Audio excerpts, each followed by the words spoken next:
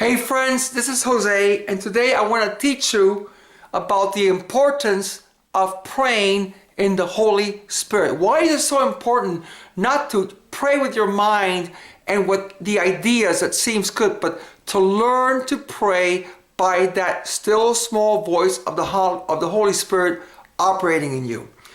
Romans 8:26. Likewise, the Spirit also helps our infirmities. For we know not what we should pray for as we ought, but the Spirit itself makes intercession for us with groanings which cannot be uttered. Two words here that I want to take your attention to. It says that the Spirit helps our infirmities.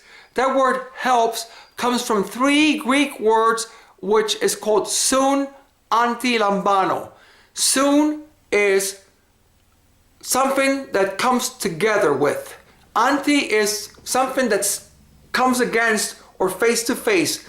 Lambano is the Greek word to receive. So when we're praying in the Spirit and we don't know what to pray for, the Holy Spirit comes together with us face to face, and He starts to take from us our request.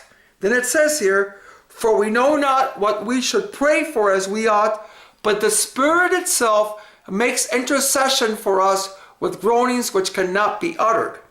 And the word intercession comes from two Greek words called huper or hyper and tuxnao. Now we always think of hyper as a bad word. We think of the kid that becomes hyper because he eats a lot of candy and he's bouncing off the walls.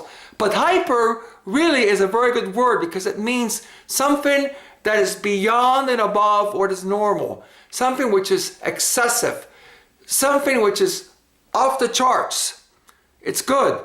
And tuxnao comes from the word which means to hit the bullseye or throw or shoot the arrow and hit the center, be accurate with the shooting of the arrow. So when you get that word together, it's huper and tuxnao. It means hitting the bullseye in a hyper way. So when we're praying by the Holy Spirit comes together with us face to face. He takes our prayers from us, and then in a hyper, in a exceeding way, He can hit the bullseye of God's will and make your prayers come to pass. The other one is in James chapter 5, verse 16. I don't know whether you guys have seen the cartoons of Popeye, the Sailor Man. Popeye was a guy that was weak, very weak in his own strength, but when he ate a can of spinach, he would get resident or inherent strength, and that inherent strength would translate as external dominion, by which he could wipe out his arch enemy Bluto, or Bluto, whatever his name is. That's resident strength. Then the word effectual fervent is the word to energize. So let's just translate this for you. It says, when you pray in the Spirit, it says, the effectual fervent prayer of a righteous man availeth much. It says here, when you pray in the Spirit, you are functioning out of God's resident or inherent strength. God's Spirit is your spinach. And what happens is this.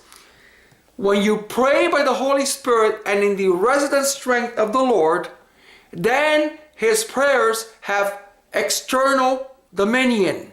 And it says here that His prayers will have the inner strength to be able to energize things up in the heavens.